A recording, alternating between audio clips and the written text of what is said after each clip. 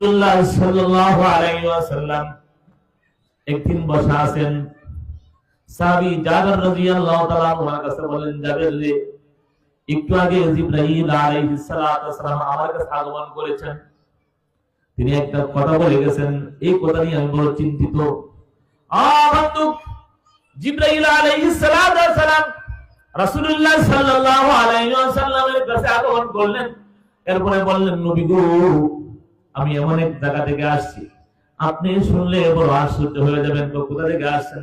নবী গো, সাগরের ভিতরে একটা চর আছে। সাগরের ভিতরে চর বলে না? যারা বরিশাল গেছেন, ভোলা গেছেন, দেখছেন সাগরের ভিতরে মানুষ ঘর বাড়ি বেঁধে বসবাস করতেছে। বন্ধু, জিবরাইল আলাইহিস সালাতু ওয়াস সালাম রাসূলুল্লাহ সাল্লাল্লাহু আলাইহি ওয়াসাল্লামকে বলেন, নবী গো, আমি এমন এক জায়গা থেকে আসছি যেখানে একটা সাগরের ভিতরে একটা চর বেঁধেছে। এই চরের মধ্যে একটা পাহাড় আল্লাহ সৃষ্টি করেছেন। সেই পাহাড়ের চূড়ায় একজন লোক কেমনে কেমনে আরোহণ করেছে। আরোহণ করার পরে ওই লোকটা ওই জায়গায় বসবাস করে, রাতের বেলা নামাজ পড়ে, দিনের বেলা রোজা রাখে। ওই লোকটা রাতের বেলা বেশি বেশি নফল আমল করে, দিনের বেলা রোজা রাখে। কোনো গুনাহের কাজের মধ্যে মশগুল হয় না। আল্লাহ রাব্বুল আলামিন ওই লোকটা খাওয়ার জন্য, যেহেতু ওই লোকটা সারা রাত নফল নামাজ পড়ে, দিনের বেলা নফল রোজা রাখে, ইফতার করতে হবে। আল্লাহ রাব্বুল আলামিন ওই পাহাড়ের চূড়ায় তার খাওয়ার জন্য একটা ডালিম গাছ লাগিয়ে দিয়েছেন। রাতে গাছের মধ্যে ডালিম হয়, আল্লাহর বান্দা সেই ডালিম খায় রোজা রাখে। আল্লাহু আকবার বলে। বন্ধু, আর দিনের বেলা ইফতার করার জন্য আল্লাহ রাব্বুল আলামিন সেই পাহাড়ের চূড়ায় ঝর্ণা জারি করে দিয়েছেন। ওখান থেকে পানি প্রবাহিত হয়। আল্লাহর বান্দা এই পানি দ্বারা বিকাল বেলা ইফতার করে, ইফতার করার পরে নফল নামাজ পড়ে, জিকির আজকার করে, এরপরে আল্লাহর কাছে দোয়া করে, প্রভু গো, প্রভু, আমার হায়াত যখন শেষ হয়ে যাবে, প্রভু গো, আমার হায়াত যখন খতম হয়ে যাবে, তখন তুমি সেজদারত অবস্থায় আমাকে উঠাইও। মালিক, আমার হায়াত যখন খতম হয়ে যাবে, তখন তুমি সেজদারত অবস্থায় আমাকে মৃত্যু দিও। সেজদারত অবস্থায় আমার লাশ কবরের ভিতরে সংরক্ষণ করিও। মালিক গো, সেজদারত অবস্থায় হাসরের ময়দানে উঠাইও। মানুষ মরার পরে মানুষের লাশ পোকামাকড় খেয়ে ফেলে, প্রভু গো, আমার লাশকে পোকামাকড়ের গ্রাস থেকে কিয়ামত পর্যন্ত হেফাজত করিও। কি দোয়া করছে? আল্লাহ রাব্বুল আলামিন যেন ওই ব্যক্তিকে সেজদারত অবস্থায় মৃত্যু দান করেন, সেজদারত অবস্থায় কবরের ভিতরে রেখে দেন। আল্লাহ রাব্বুল আলামিন যেন তার লাশকে কবরের ভিতরে না পৌঁছান, তার লাশ যেন না পৌঁছে। এই লোকটা যেন হাসরের ময়দানে সেজদারত অবস্থায় উঠতে পারে। যখন হাসরের ময়দানে মানুষ থাকবে উলঙ্গ, কোনো কাপড় চোপড় থাকবে না, সে বলতেছে, আল্লাহ, আমি যেন সেজদারত অবস্থায় হাসরের ময়দানে উঠতে পারি। এরকম আমল করে প্রতিদিন আল্লাহর কাছে দোয়া করে, আল্লাহ, আমি যেন সেজদারত অবস্থায় উঠতে পারি। একদিন, 2 দিন, 3 দিন না, আমল করতে করতে ওই ব্যক্তি 500 বছর পর্যন্ত আমল করেছে। সুবহানাল্লাহ। কত বছর? আপনার বয়স কত হয়েছে? 50, 60, 70 বছর। আমরা এর মধ্যে মোবাইল দেখি, গুনাহ করি, নামাজ কাজা করি, কত গুনাহের কাজ করতেছি, কিন্তু ওই লোকটা 500 বছর পর্যন্ত শুধু নফল নামাজ আর রোজা রাখছে।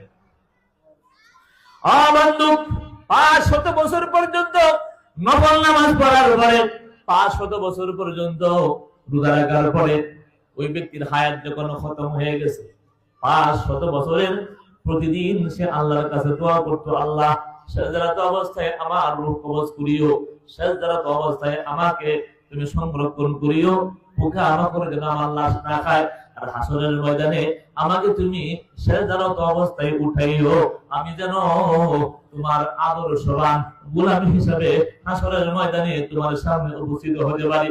জিবরাইল আলাইহিস সালাতু ওয়াস সালাম বলেন, ও নবী, ওই ব্যক্তির লাশ যে পাহাড়ের মধ্যে সংরক্ষণ করেছেন আল্লাহ রাব্বুল আলামিন, আমি সেই পাহাড় থেকে আসলাম, নবী গো, কিন্তু তার ভাগ্যে এরকম লেখা আছে, কাল কিয়ামতের ময়দানে, হাসরের ময়দানে আল্লাহ রাব্বুল আলামিন যখন তাকে ডাকবেন, তার লাশকে সংরক্ষণ করা হয়েছে, সেজদারত অবস্থায় সে আছে। বন্ধুরে, হাসরের ময়দানে ওই ব্যক্তি সেজদারত অবস্থায় উঠবে। হাসরের ময়দানে সেজদারত অবস্থায় সে উঠবে। উঠার পরে আল্লাহ রাব্বুল আলামিন তার বান্দাকে বলবেন ফেরেশতারা রে আদখিলু আব্দিল জান্নাতা বিরহমাতি, আমার বান্দাকে আমি আমার বান্দাকে আমার রহমতের বিনিময়ে জান্নাতে পৌঁছায়া দাও। সুবহানাল্লাহ বলেন না? ওই ব্যক্তি মনে মনে ভাবে 1 বছর 2 বছর না 500 বছর পর্যন্ত নফল রোজা রাখলাম, 500 বছর পর্যন্ত রাতে দিনে তেলাওয়াত করতে দিন আমি আমল করলাম, জিকির আজকার করলাম, 500 বছর পর্যন্ত আমল করার পরেও আল্লাহর রহমতের বিনিময়ে জান্নাতে যাব? না না, লা প্রভু গো, তোমার রহমতের দরকার নাই, বাল বি আমালি ইয়া রব আদখিলনিল জান্নাত, প্রভু গো তুমি আমারে আমার আমলের বিনিময়ে জান্নাতে পৌঁছায়া দাও। বলে নাউযুবিল্লাহ। ও মালিক, 500 বছর পর্যন্ত নফল রোজা রাখলাম, 500 বছর পর্যন্ত আমি নফল নামাজ পড়লাম, জিকির আজকার করলাম, তাসবিহ পড়লাম, যদি এখনো তোমার রহমতের আশা করি গো মালিক, তাহলে কেন আমি এত বছর আমল করলাম? আল্লাহ রাব্বুল আলামিন বলেন ফেরেশতারা রে হাসিবু আবদি বিনি'মাতি আলাইহি ওয়া বিআমালিহি, হিসাব শুরু করে দাও, দেখো তো আমার বান্দার আমল বেশি নাকি আমি আল্লাহ তাকে যে সমস্ত নিয়ামত দান করেছি নিয়ামতের সংখ্যা বেশি। আল্লাহু আকবার। বন্ধু আপনি বলেন তো, আপনাকে রব্বুল আলামিন 2টা চক্ষু দিয়েছেন, চক্ষুগুলো দাম কত টাকা? যদি কেউ আপনাকে বলে তোমাকে আমি 10 তলা একটা বিল্ডিং তৈরি করে দিব, তোমার চোখ তুলে দিয়ে দাও, দিবেন কিনা বলেন?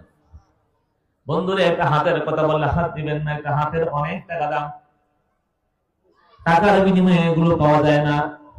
আল্লাহ রাব্বুল আলামিন বলেন ফেরেশতারা রে হাসিবু আবদি বিনি'মাতি আলাইহি ওয়া বিআমালিহি, হিসাব শুরু করে দাও, আমার বান্দার প্রতি আমার নিয়ামত বেশি নাকি আমার বান্দা নিয়ামতের বিনিময়ে আমল করেছে বেশি?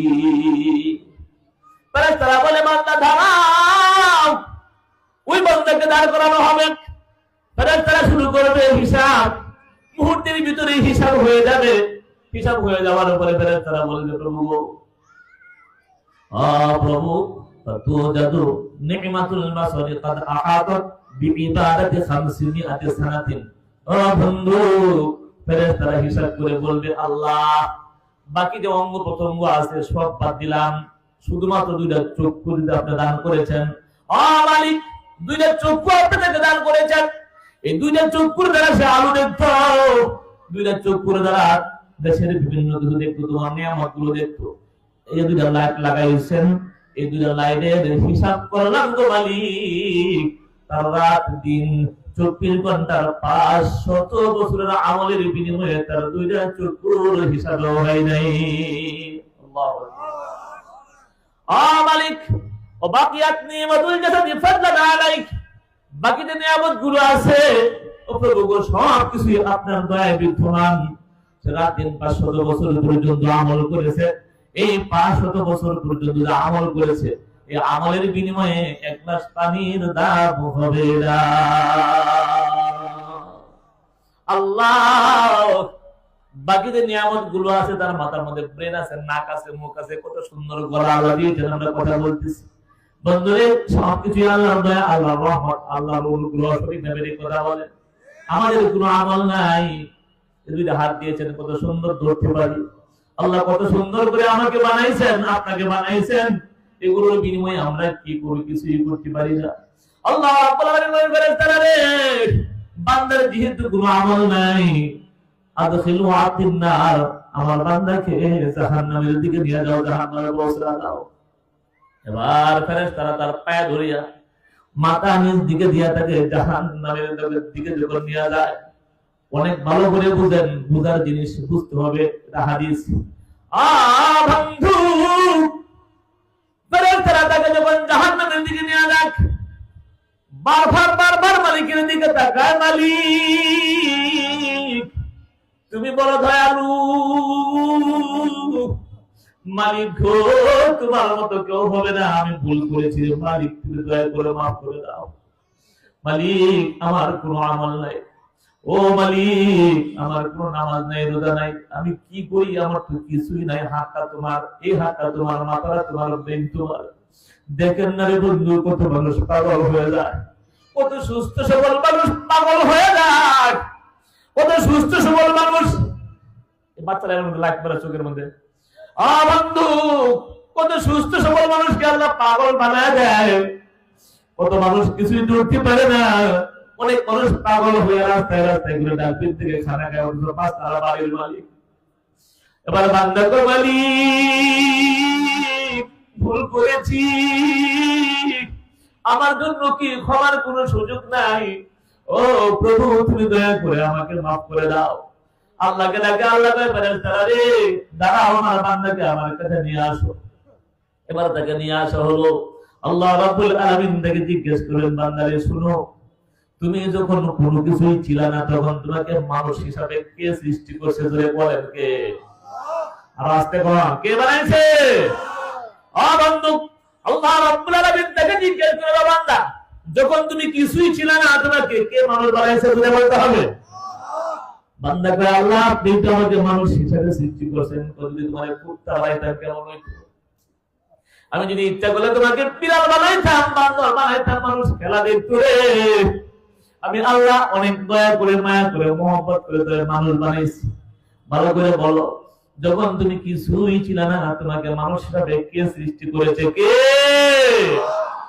আল্লাহ রাব্বুল আলামিন বলেন, বান্দারে ওই পাহাড়ের চূড়ায় তোমাকে কে নিয়ে গেছিল? আল্লাহ আপনি নিয়ে গিয়েছিলেন। আল্লাহ বলেন, পৃথিবীর ভিতরে অনেক মানুষ আছে, এক ওয়াক্ত নামাজ পড়ার সুযোগ পায় না, তোমাকে আমি 500 বছর পর্যন্ত নামাজ পড়ার সুযোগ করে দিয়েছিলাম। কে করছে? আল্লাহ আপনি করছেন। কত মানুষ আগুনে পড়ে মারা যায়, কত মানুষ পানিতে পড়ে মারা যায়, কত মানুষের লাশের সন্ধান পাওয়া যায় না। বান্দারে ইমানের হালতে কালিমা পড়তে পড়তে সেজদার অবস্থায় কে মৃত্যু দিয়েছিল? বলে আল্লাহ আপনি দিয়েছেন। এবার রব্বুল আলামিন বলেন, আমার বান্দা কত মানুষকে দাফন করার সঙ্গে সঙ্গে পিপিলিকা, পিঁপড়া, পোকা আমার তার লাশ খেয়ে ফেলে, তোমার লাশকে সংরক্ষণ করেছে। তখন সে বলে আল্লাহ আপনি সংরক্ষণ করেছেন। হাসরের বাজারে সমস্ত মানুষ উলঙ্গ। বান্দারে কেউ হামাগুড়ি দিয়ে আসছে, কেউ মাথা নিচ দিকে আসছে, কিন্তু সম্মানজনক অবস্থায় তোমাকে কে জায়গায় দাঁড় করাইছে? আল্লাহ আপনি করাইছেন। আল্লাহ বলেন, ফেরেশতা বান্দারে যা কিছু হয় সব আমি আল্লাহর দয়ায় হয়। ইন্নামাল আশিয়াউ বিরহমাতি, বান্দারে যা কিছু দেখতেছো তোমাদের আমলের বিনিময়ে কোনো কিছুই হয় না। তোমাদের পৃথিবীর সমস্ত মানুষ যদি আমি আল্লাহর নাফরমানি করো, আমি আল্লাহর কিছুই হবে না। সারা পৃথিবীর সমস্ত মানুষ মিলিয়ে যদি আল্লাহর গুণকীর্তন করো, আল্লাহর কোনো লাভ হবে না। আমি আল্লাহ আগেও যেমন ছিলাম এখনো এমন আছি, আমি এমনই থাকবো, কোনো পরিবর্তন আমার ভিতরে নাই। আজকে এই জায়গায় মাহফিলের বন্ধু যারা দাঁড়ায় রয়েছে, তারা এখানে আসতেও আমার আল্লাহর কোনো লাভ হবে না, ক্ষতিও হবে না। আমি যার লাভ হবে সঠিক না কথা বলেন বন্ধু রে, এখানে আসলে আপনার লাভ হবে, আমার আল্লাহর কিছুই হবে না। আল্লাহ রাব্বুল আলামিন বান্দাকে বলেন, বান্দা ইন্নামাল আশিয়াউ বিরহমাতি, আমি আল্লাহর রহমতের বিনিময়ে সবকিছু হয়। দুনিয়ার মধ্যে কত নাফরমানি হইতেছে, কত কিছু হইতেছে, বান্দারে আমি আল্লাহর দয়ায় সব কিছু ঠিকই আছে। তোমার কোনো আমল নাই, তোমার নামাজও নাই, রোজাও নাই, কিচ্ছুই নাই। আমি এই জন্য চাইছিলাম আমার রহমতের বিনিময়ে তোমাকে জান্নাত দান করব। এবার বান্দা বলে, আল্লাহ ভুল হয়ে গেছে, মাফ চাই প্রভু গো, তোমার রহমতের বিনিময়ে আমাকে জান্নাত দান করো। আল্লাহু আকবার বলেন। আল্লাহ রহমত চাই তো কি বলেন? সবাই চাই না? হাতে আল্লাহকে দেখান, আল্লাহ তোমার দয়া চাই। কি চাই? ও মালিক তোমার ভান্ডার, তোমার দয়া চাই। ও আল্লাহ তোমার দয়ার দ্বারা সকলের জিন্দেগীর গুনাহগুলো মাফ করে দাও। বলেন আমিন।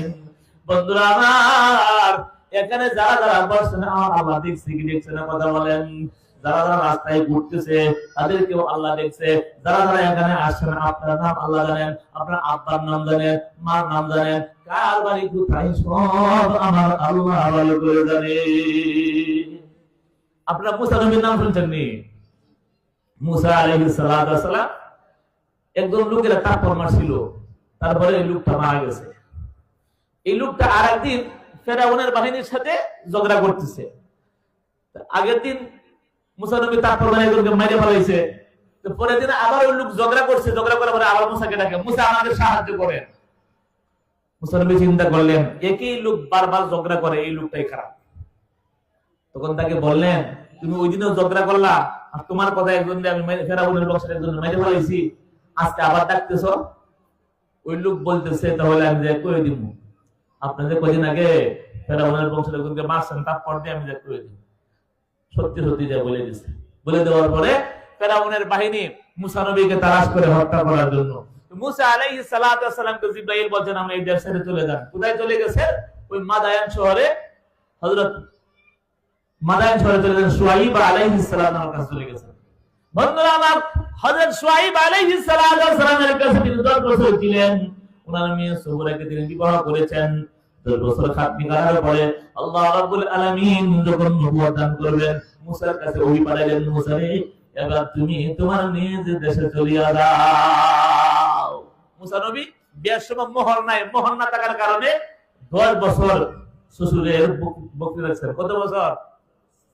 আপনারা তো বউর মোহর দেন না, অনেকের কাছে বউ টাকা ভাই দেন না, পরিশোধ করেন না। তাদের কাছে যত টাকা লেখা আছে সব পরিশোধ করবেন না, গুনাহ হবে। গুনাহ হবে কি হবে না কথা বলেন? বউয়ের মোহর দাবিন আর বেশি করে আদায় করবেন। তো মুসা আলাইহিস সালাতু ওয়াস সালাম এই বউয়ের মোহর দেওয়ার জন্য 10 বছর পর্যন্ত শ্বশুরের ছাগল চড়াইছেন। 10 বছর ছাগল চড়ানোর পরে মুসা আলাইহিস সালাম বউ যখন গর্ভবতী হলেন, পেটে বাচ্চা, তখন আল্লাহ আদেশ করলেন মুসা নবীকে ওই এলাকা ছাড়িয়া নিজ এলাকা মিশরে আসার জন্য। বন্ধুরা আমার, হযরত মুসা আলাইহিস সালাম নিজ এলাকা ছাড়িয়া যখন তিনি তার মিশরের দিকে রওনা হলেন, আল্লাহ রাব্বুল আলামিন তখন তাকে নবুয়ত দান করার ইচ্ছা পোষণ করলেন। আল্লাহ রাব্বুল আলামিন মুসা নবীর কাছে ওহী পাঠাইলেন, ওয়া হাল আতাকা হাদিসু মুসা ইয রাআ নারান ফাকালা লিআহলিহিম কুসু ইন্নী আনাস্তু নারা। আল্লাহু আকবার বলেন। আহাবাতু মুসা আলাইহিস সালাতু ওয়াস সালাম রাতের গভীরে দীর্ঘ পথ সফর করে আসতেছেন।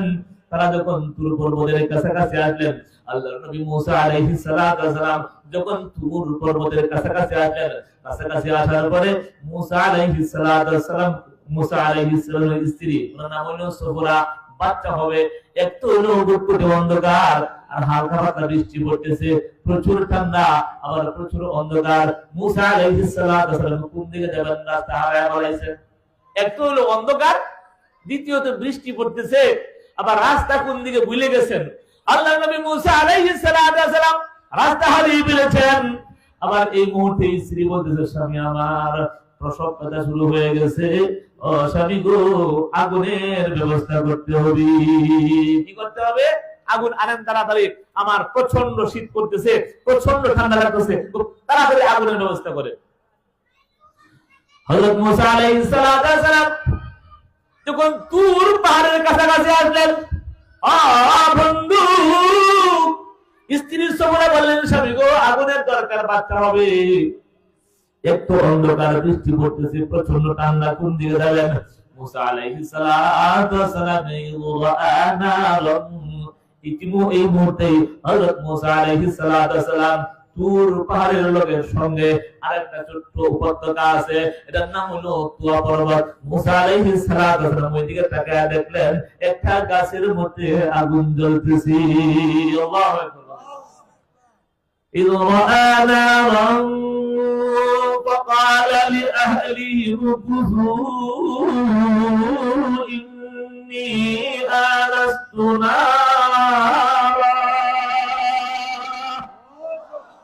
বন্ধু মুসা আলাইহিস সালাতু ওয়াস সালাম যখন তুর পাহাড়ের সাথে তুয়া পর্বতে আগুন দেখলেন, স্ত্রীকে বললেন, স্ত্রী আমার তুমি এখানে অবস্থান করো, ইন্নী আনাস্তু নারা, আমি আগুন দেখেছি, লাআল্লি আতিকা মিনহা বিকাবাসিন আও আজিদু আলান নারি হুদা।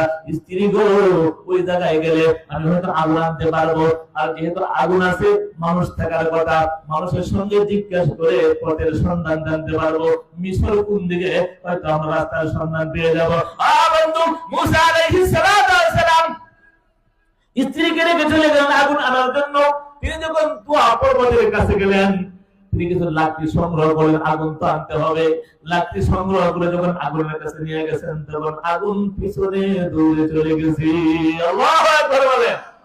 কথা বুঝে আসছে? আগুন নিয়ে আগুন, আগুন এটা আল্লাহর নূর। কি অভাবুক মুসা আলাইহিস সালাম আরেক পাশে গেলেন আগুন আনার জন্য, কিন্তু আগুন ওই দিকে চলে গেছে। মুসা আলাইহিস সালাম যখন আগুন আনতে পারেন না, আল্লাহ রাখবে নারান ফাকালা লিআহলিহিম কুফু ইন্নী আনাস্তু নারা লাআল্লি আতিকা মিনহা বিকরাসিন আও আজিদু আলান নারি হুদা ফালাম্মা আতাহা নুদিয়া ইয়া মুসা ইন্নী আনা রাব্বুকা ফাখলা'না আলাইক ইন্নাকা বিল ওয়াদিল মুকদ্দাসি তুওয়া।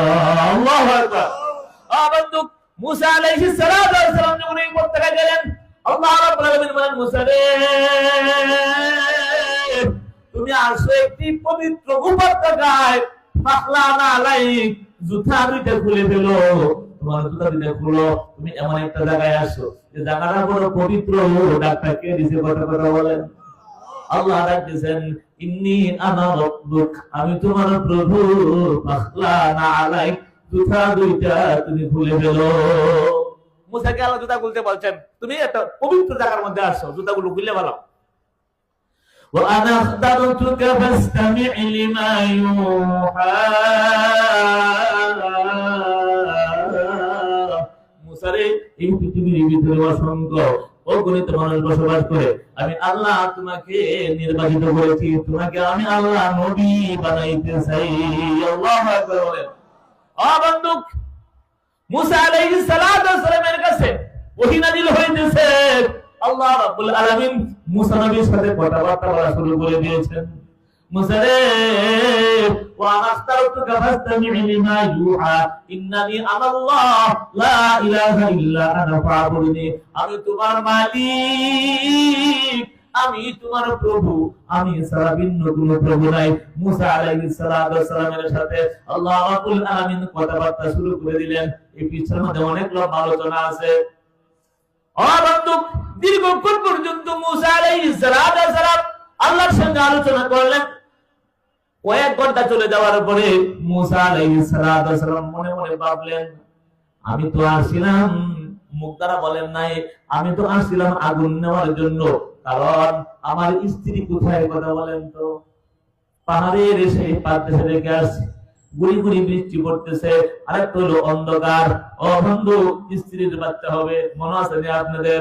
মুসা আলাইহিস সালাম মনে মনে কয়, হায় হায় রে, না জানি আমার স্ত্রীর কি অবস্থা, হায় হায়, না জানি কি আমার স্ত্রীর কি অবস্থা হলো। এই যে রেখে আসলাম, পেটের মধ্যে বাচ্চা প্রসব হবে, আসছিলাম আগুন নেওয়ার জন্য, হায় হায়। মনে মনে বলতেছে, কি মুখ দ্বারা বলেন নাই, মনে মনে বলতেছে, আর আল্লাহর সাথে আলোচনাও করতেছে, আমার তো স্ত্রী বাচ্চা হওয়ার কথা, আমি তো অনেকক্ষণ আগে আসছি। কিসের জন্য আসছেন বলেন তো? কথা বলেন, কিসের জন্য আসছেন? আগুন নেওয়ার জন্য আসছেন। কথা বুঝেন না আপনারা বন্ধু? কথা বুঝেন? মুসা আলাইহিস সালাম আগুন নেওয়ার জন্য গেছেন, কিন্তু ওহী নাযিল হইতেছে, দীর্ঘ সময় চলে গেছে। এবার হঠাৎ করে মনে হয়েছে বউয়ের কথা, হায় হায়, আমি আসলাম আগুন নেওয়ার জন্য, কিন্তু ওহী নাযিল হইতেছে। আলহামদুলিল্লাহ। মুসা আলাইহিস সালাম মনে মনে কি পরিকল্পনা করছেন, আল্লাহ জানে কি জানে না, কথা বলেন। আল্লাহ তো তিনি যিনি আমি যা এখনো বলি নাই, একটু পরে কি বলবো আমিও জানি না, কিন্তু কে জানে, কথা বলেন জোরে, কে বলেন?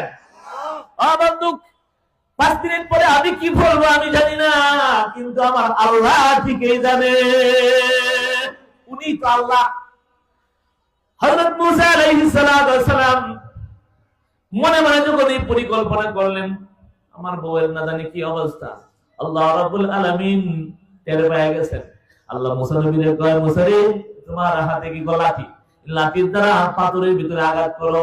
আল্লাহ রাব্বুল আলামিন তুয়া পর্বতের মধ্যে মুসা আলাইহিস সালামকে বললেন লাঠি দ্বারা পাথরে আঘাত করার জন্য। বিশাল বড় একটি পাথর ছিল ওই জায়গায়। মুসা নবীকে বলছেন, মুসা রে লাঠি দ্বারা পাথরে আঘাত করো। মুসা আলাইহিস সালাম লাঠির দ্বারা পাথরে আঘাত করলেন, পাথর পেটে গেছে, আর একটা পাথর বের হয়েছে। আল্লাহ নবী মুসা আলাইহিস সালামকে আল্লাহ বলেন, মুসা রে আরেকবার আঘাত করো। তিনি আবার আঘাত করলেন, আরেকটা পাথর বের হয়েছে। এরকম পর পর 4টা বাড়ি দিয়েছেন। 4টা বাড়ি দেওয়ার পরে প্রত্যেকটা পাথর থেকে পাথর বের হয়ে 4টা পাথর বের হয়েছে। আর বন্ধু, চতুর্থ পাথরের ভিতরে মুসা আলাইহিস সালাম দেখলেন ছোট্ট একটি পোকা, পিঁপড়ার চাইতে একটু বড়, মুখের মধ্যে তো অর্থটা খাবার। ওই পিঁপড়া ওই পোকাটা একবার হাঁটিয়ে এইদিকে যা, আরেকবার ওই দিকে যায়, একবার এইদিকে যা, আরেকবার ওই দিকে যায়। নবী তো এই জন্য আল্লাহ রাব্বুল আলামিন ওই পোকার মুখের ভাষা মুসা আলাইহিস সালামকে শোনায়া দিলেন। পোকা বলে, সুবহানা মান ইয়ারানি ওয়া ইয়াসমাউ কালামি ওয়া ইয়ারিফু মাকানি ওয়া ইয়াযকুরুনি ওয়া লা ইয়ানসানি। পরম পবিত্র সেই সত্তা, সুবহানা মান ইয়ারানি, যিনি 4টা পাথরের ভিতরেও সব সময় আমাকে দেখেন। আল্লাহু আকবার। পরম পবিত্র সেই সত্তা, যিনি 4টা পাথরের ভিতরে, একটা দুইটা তিনটা না 4টি পাথরের ভিতরে 24 ঘন্টা 24টা মুহূর্ত যে আল্লাহ আমার দিকে লক্ষ্য রাখেন, তার প্রশংসা ঘোষণা করছি। সুবহানা মান ইয়ারানি ওয়া ইয়াসমাউ কালামি। পরম পবিত্র সেই সত্তা গো, যিনি আমার কথা শুনেন। আমি এই ছোট্ট পোকা 4টা পাথরের ভিতরে আছি। 4টি পাথরের ভিতরে আমি কি বলি না বলি, পোকার আমার মনে, আমি পোকার মুখ দ্বারা কি বলি, আমার ভাষা আল্লাহ তাআলা বুঝে। ওয়া ইয়াসমাউ কালামি ওয়া ইয়ারিফু মাকানি। আর আমি পোকা এই 4টি পাথরের ভিতরে কিভাবে অবস্থান করি গো, আমার আল্লাহ আমাকে দেখেন। আমি কি খাই, আমার আল্লাহ আমার কাছে রিজিক পৌঁছে দেন। ওয়া ইয়াযকুরুনি, আল্লাহ আমার কথা সব সময় স্মরণ রাখেন। ওয়া লা ইয়ানসানি, আমার আল্লাহ কোনদিন আমার কথা ভুলে না। আমার আল্লাহ আমার কথা বলে না।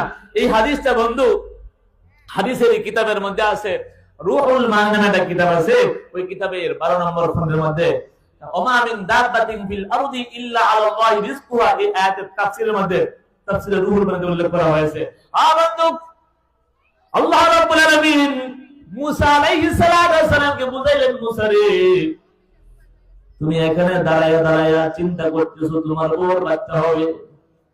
তোমাকে আনছি নবুয়ত দেওয়ার জন্য, তোমাকে আমি এখানে এনেছি নবুয়ত দেওয়ার জন্য। তোমার বউ পাহাড়ের পাদদেশে আছে, ওই জায়গায় আল্লাহ দেখতেছে কিনা কথা বলেন, কথা বুঝেন নাই মনে হয়? বন্ধু, আল্লাহ রাব্বুল আলামিন মুসা আলাইহিস সালামকে বুঝাইলেন, মুসা রে তুমি যে এই জায়গায় দাঁড়িয়ে আছো, তোমার কাছে আমি ওহী নাযিল করতেছি, কিন্তু তোমার বউ কোথায় আছে? তোমার বউয়ের বাচ্চা হবে, শীত লাগতেছে, সব কিছুর খবর আমি আল্লাহর কাছে আছি। আল্লাহু আকবার, আল্লাহু আকবার। হে মুসা, সব কিছুর খবর কার কাছে আছে? আমি আল্লাহর কাছে আছে। চিন্তা করিও না, টেনশন করিও না। এবার কথা বলেন তো, এই জায়গায় যারা যারা আছেন, আল্লাহ দেখছে কি দেখছে না? কথা বলেন তো বন্ধু। আমার আল্লাহ ইচ্ছা করলে পারে না যে আজকের এই রাতের উসিলায় আল্লাহ রাব্বুল আলামিন আপনার জিন্দেগীর গুনাহগুলো maaf করিয়া দিবেন। পারে কি পারে না? নারায়ে তাকবীর, নারায়ে তাকবীর। আজকের মাহফিল বন্ধুরা আমার, ওয়াজ শুনলে কি লাভ জানেন নি? ওয়াজ শুনলে কি লাভ জানেন? ওয়াজ শুনলে অনেক ফায়দা। ওয়াজ শোনার দ্বারা সাহাবায়ে কেরাম ইসলাম ধর্ম গ্রহণ করে মুসলমান হয়ে গেছে। বিদেশ থেকে কাফের বেদিন না মক্কায় আছে, আর আবু জাহেল, উতবা, সাইবা ওরা বলছে মুহাম্মাদের দ্বারের কাছে যাবেন না। এই লোকের কথা শুনলে মানুষ নষ্ট হয়ে যায়, মানুষের সংসারের ভিতরে বিবাদ সৃষ্টি হয়। এই লোকের কথা শুনলে মানুষজন পাগল হয়ে যায়। মানুষজন পাগল দেখতে আসে, নবীজির মুখের ভাষা শ্রবণ করেছো তো ইসলাম ধর্ম গ্রহণ করে মুসলমান হয়ে গেছে। বন্ধুরা আমার, রাসূলুল্লাহ সাল্লাল্লাহু আলাইহি ওয়াসাল্লাম মক্কার জমিনে থাকতে পারেন নাই। মক্কা থেকে রাসূলুল্লাহ সাল্লাল্লাহু আলাইহি ওয়াসাল্লাম হিজরত করে মদিনায় চলে গেছেন। উমর ফারুক রাদিয়াল্লাহু তাআলা আনহু বলেন, রাসূলুল্লাহ সাল্লাল্লাহু আলাইহি ওয়াসাল্লাম মক্কা থেকে হিজরত করে মদিনায় চলে গেছেন। নবীজির কাজ কি? কথা বলেন তো ভাই, কাজ কি? মানুষকে দিনের দাওয়াত দেওয়া। যেখানে তিনি 2-4 জন পাইছেন, একা একাই দাওয়াতের মিশন চালু করেছেন। মানুষকে ধর্মের পথে আনতে হবে, পথগুলা মানুষকে আল্লাহর পথের সন্ধান দিতে হবে। এই জন্য রাসূলুল্লাহ সাল্লাল্লাহু আলাইহি ওয়াসাল্লাম মানুষের পিছনে মেহনত করেছেন, শ্রম দিয়েছেন। মানুষ যেন আল্লাহমুখী হয়, মানুষ যেন জান্নাতমুখী হয়, মানুষ যেন জাহান্নামমুখী না হয়। ওমর ফারুক রাদিয়াল্লাহু তাআলা বলেন, হিজরতের পরে মদিনায় যাওয়ার পর রাসূলুল্লাহ সাল্লাল্লাহু আলাইহি ওয়াসাল্লাম কারণ নবী সাল্লাল্লাহু আলাইহি ওয়াসাল্লাম ফি মাহফিলিন মিন আসহাবিহি। এই যে আমরা লিখছিলাম ওয়াজ মাহফিল হাদিসের মধ্যে আছে, কারণ নবী সাল্লাল্লাহু আলাইহি ওয়াসাল্লাম ফি মাহফিলিন মিন আসহাবিহি, নবীজি তার সাহাবীদের একটা মাহফিলের মধ্যে বয়ান করতেছেন। তো নবীজির মাহফিলের মধ্যে মুসলমানরাও থাকতো, অমুসলিমদের সংখ্যা আরো বেশি থাকতো। ওরা আসতো দেখার জন্য মোহাম্মদ পাগল, মোহাম্মদ কি বলে, এগুলো শোনার জন্য লোকজন আরো বেশি করে আসতো। বন্ধুরা আমার, রাসূলুল্লাহ সাল্লাল্লাহু আলাইহি ওয়াসাল্লাম মদিনার জমিনে এক জায়গায় দাঁড়িয়ে দাঁড়িয়ে মানুষকে ওয়াজ করতেছেন, নসিহত করতেছেন। সিলমান কাতাগা ওয়াফু আম্মা মুসলামাকা ওয়া আহসিন ইলা মান আসা ইলাইক। আবার সকাল জীবিত আত্মীয়তার সম্পর্ক নষ্ট করে তার সাথে আত্মীয়তার সম্পর্ক অটুট রাখো। যে তোমার উপর জুলুম করে মাফ করে দাও। ওয়া আহসিন ইলা মান আসা ইলাইক, আর যে ব্যক্তি তোমার সাথে খারাপ ব্যবহার করে তুমিও খারাপ ব্যবহার করিও না। যে ব্যক্তি খারাপ ব্যবহার করে তার সঙ্গে উত্তম আচরণ করে করো। কুকুরে কামড় দিলে কিন্তু কুকুরের পায়ের বদ্ধ মানুষ কামড় দেয় না, ঠিক না? বেশি কথা বলেন। রাসূলুল্লাহ সাল্লাল্লাহু আলাইহি ওয়াসাল্লাম মানুষদেরকে নসিহত করতেছেন, বয়ান করতেছেন। বয়ান করতে করতে এক সময় দেখা গেল 100 লোক জমা হয়ে গেছে। তখনকার জমানায় তো বন্ধুরে 50 জন লোক একসঙ্গে নিয়ে বয়ান করা বড় কঠিন ছিল। এখন তো অনেক লোক হয়, ওই জমানায় এত লোক পাওয়া যাইত না। রাসূলুল্লাহ সাল্লাল্লাহু আলাইহি ওয়াসাল্লাম সাহাবীদের সেই মাহফিলের মধ্যে প্রায় 150 লোক হবে, সাহাবীদেরকে নিয়ে বয়ান করতেছেন।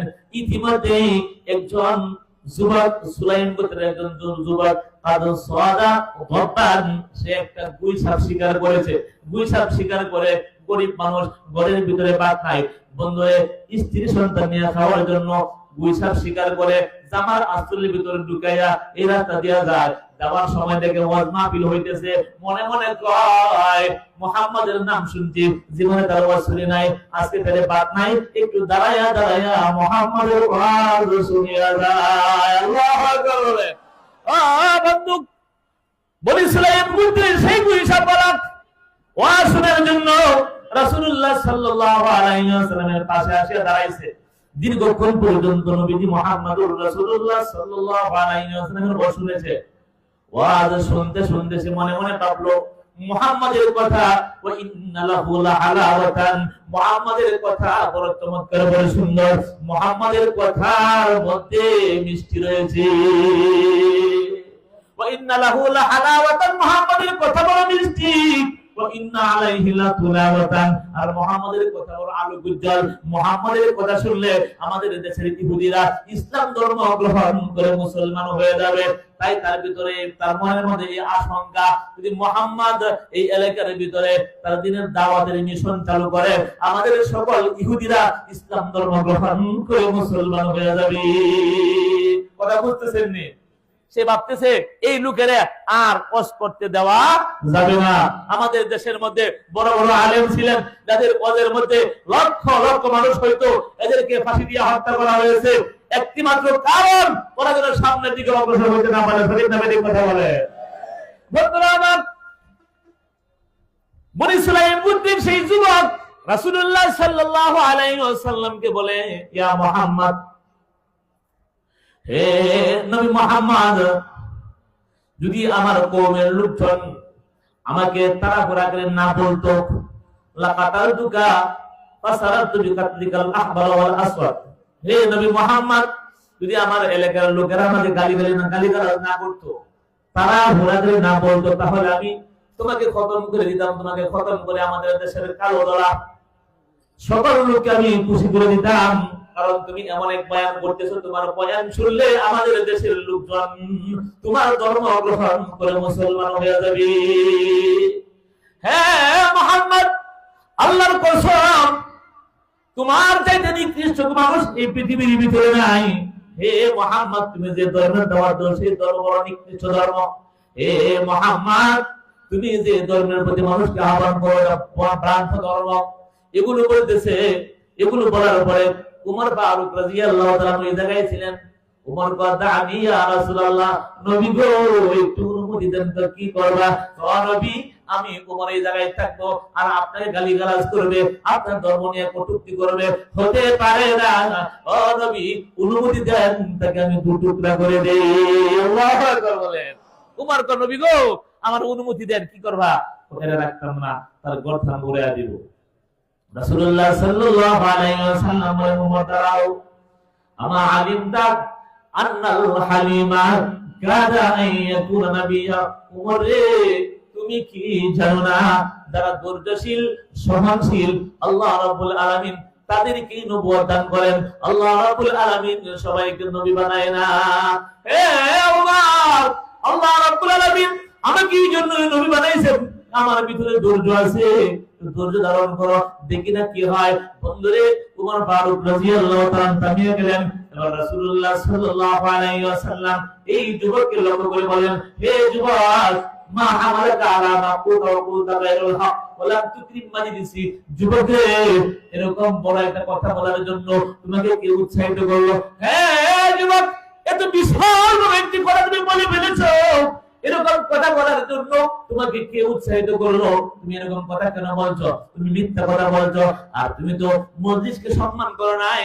মজলিসের ভিতরে কথা বললে আদবের সঙ্গে কথা বলতে হয়, তুমি দাঁড়াই যাই বলতেছো আমাকে হত্যা করার জন্য, এরকম তো বলা যাবে না। সঠিক না বেঠিক কথা বলেন? কথা বুঝতেছেন না আপনারা? বন্ধুরা আমার, উমর ফারুক রাদিয়াল্লাহু তাআলা আনহু এবার চুপ করে দাঁড়িয়ে আছেন। রাসূলুল্লাহ সাল্লাল্লাহু আলাইহি ওয়াসাল্লাম বললেন, তোমাকে এত বড় কথা বলার সাহস কে দিল? তখন ওই যুবক বলতেছে, নবী গো ইন আমানা বিকা হাদা তাবু আমানতু বিকা ইয়া রাসূলুল্লাহ। আগে কইছে মুহাম্মদ, এবার কয় ইয়া রাসূলুল্লাহ। ও নবী আমার জামার ভিতরে একটা মোরা গোলসাপ আছে গো নবী, যদি আপনার সঙ্গে আমার মায়ের দুই সাথে কথা বলতে পারে, আপনার নবুয়তের সাক্ষ্য প্রদান করে, আল্লাহর কসম আমি ইসলাম ধর্ম গ্রহণ করে মুসলমান হয়ে যাব। গুইসাপ একটা ছোট্ট গুইসাপ, ছোট্ট একটা গুইসাপ, ওটা মারিয়া জামার ভিতরে সে রেখে দিয়েছে। এবার বলতেছে, নবী গো যদি আমার গুইসাপ ইন আমানা বিকা হাদা তাবু, যদি এটা আপনার প্রতি ঈমান আনে, আমানতু বিকা ইয়া রাসূলুল্লাহ, তাহলে আমিও ইসলাম ধর্ম গ্রহণ করে মুসলমান হয়ে যাব। নবীজি বলেন, কোথায় তোমার সেই গুইসাপ? আমাদের মাদ্রাসায় পড়ানো হয় লামিয়াতুল মুজাদ্দাদ নামে একটা কিতাব আছে, উলামায়ে কেরাম অনেকেই পড়ছেন, এই কিতাবে এটা আছে। বন্ধু উমর ফারুক রাদিয়াল্লাহু তাআলা আনহু রাসূলুল্লাহ সাল্লাল্লাহু আলাইহি ওয়াসাল্লাম উমরের উম্মতকে তারা দেখা কি হয়, উমর দাঁড়ায় আছে। রাসূলুল্লাহ সাল্লাল্লাহু আলাইহি ওয়াসাল্লাম বলেন, কোথায় তোমার গুইসাপ? সে তার জামার ভিতর থেকে গুইসাপ বের করলো। গুইসাপ বের করার পরে বলতেছে, ইয়া রাসূলুল্লাহ এই যে আমার গুইসাপ। রাসূলুল্লাহ সাল্লাল্লাহু আলাইহি ওয়াসাল্লাম ও বন্ধু গুইসাপকে শাহাদাত আঙ্গুল দ্বারা ইশারা করলেন, মোরা মাটির মধ্যে পড়ে আছে। হে গুইসাপ ফাজাবাহু তাবু বিলিসানিন আরাবিয়্যিন মুবিন ইয়াসমাউহুল কওমু জামিআন লাব্বাইক ওয়া সাদাইক ইয়া রাসূল রাব্বিল আলামিন। বন্ধু রাসূলুল্লাহ সাল্লাল্লাহু আলাইহি ওয়াসাল্লাম আঙ্গুলের দ্বারা ইশারা করলেন, ইয়া হে গুইসাপ ফাজাবাহু তাবু। গুইসাপ সুস্পষ্ট আরবি ভাষায় কয় লাব্বাইক ওয়া সাদাইক ইয়া রাসূল রাব্বিল আলামিন। নবী গো আমি আপনার দরবারে হাজির। ও নবী আমি আপনার দরবারে হাজির। নবী কি বলেন বলেন? বন্ধুরে এখানে প্রায় 150 সাহাবায়ে কেরাম ছিলেন, সকলেই সমান তালে তারা আওয়াজ শুনতে পেয়েছে।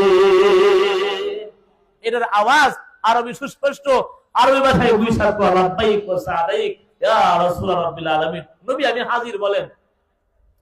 রাসূলুল্লাহ সাল্লাল্লাহু আলাইহি ওয়াসাল্লাম এবার আকাশের দিকে ইশারা করলেন। এবার তাকে জিজ্ঞেস করলেন, মান তা'বুদু ইয়া আদম, হে গুইসাপ তুমি কার বندگی করো, কার জন্য ইবাদত করো? আমরা তো বর্তমানে বিভিন্ন রাজনৈতিক দলের বندگی শুরু করে দিয়েছি, নামাজ রোজা সব বাদ দিয়া তাদের পিছে ঘুরতেছি। রাসূলুল্লাহ সাল্লাল্লাহু আলাইহি ওয়াসাল্লাম গুইসাপকে বললেন, ইয়া আদম মান তা'বুদু ইয়া আদম, গুইসাপ রে কার বندگی করো, কার ইবাদত করো? গুইসাব কয় আল্লাযী ফিস সামাই আরশুহু ওয়া ফিল আরদি সুলতানুহু ওয়া ফিল বাহরি সাবিলুহু ওয়া ফিল জান্নাতি রাহমাতুহু ওয়া ফিন নারি ইকাবুহু। আল্লাহু আকবার বলেন। বন্ধু গুইসাব কয় নবী গো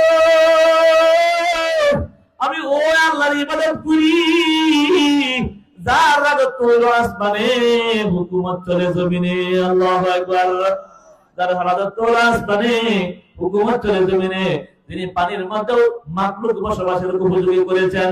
গুইসাব কয় নবী গো আল্লাযী ফিস সামাই আরশুহু ওয়া ফিল আরদি সুলতানুহু ওয়া ফিল বাহরি সাবিলুহু ওয়া ফিল জান্নাতি রাহমাতুহু, যিনি জান্নাতের ভিতরে মুসলমানদের জন্য শান্তির জায়গা করেছেন, ওয়া ফিন নারি ইকাবুহু ওয়া ফিন নারি ইকাবুহু, আর জাহান্নামের ভিতরে কাফের বেদিনদের জন্য শাস্তির ব্যবস্থা করেছেন। এবার রাসূলুল্লাহ সাল্লাল্লাহু আলাইহি ওয়াসাল্লাম বলেন আমাকে চিনো কিনা? মান আনা ইয়া রাসূল, আমি কে তুমি কি জানো কিনা? এবার গুইসাব কয় মান আনা ইয়া রাসূল, তুমি কি জানো আমি কে? বন্ধু এবার গুইসাব বলতেছে আনতা রাসূলুর রাব্বিল আলামিন ওয়া খাতামুন নবিয়্যিন, নবী গো আপনি হইলেন সর্বশেষ নবী, আল্লাহর পক্ষ থেকে দুনিয়াবাসীর কাছে রাসূল। আল্লাহু আকবার বলেন। বন্ধুরে আর বলে বলতেছে কাদ আপনার সত্তাকা ওয়া কাদ খাবা মান কাযাবাকা, নবী গো যারা আপনাকে সত্য নবী বলে বিশ্বাস করবে, নবী যারা আপনাকে সত্য নবী বলে বিশ্বাস করবে তারা ইহকালেও সফল পরকালেও সফল। ওয়াকাদ কাবা মান খাযাবাকা, ও নবী গো যারা আপনাকে বিশ্বাস করবে না তারা ক্ষতিগ্রস্ত দুনিয়াতে এবং পরকালে। বন্ধু এবার গুইসা বলা বলতেছে নবী যখন আমি আপনার কাছে আসছিলাম গো নবী, তখন আপনার চাইতে নিকৃষ্ট কোনো মানুষ আমার কাছে ছিল না, আপনার চেহারার চাইতে খারাপ কোনো চেহারা আমার নিকট ছিল না।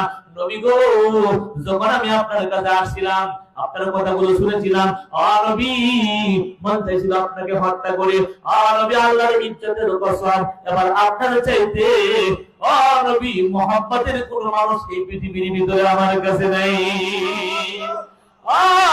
নবী আমার বাবা মা আমার স্ত্রী সন্তান সকলের চাইতে নবী গো আপনি আমার কাছে প্রিয়।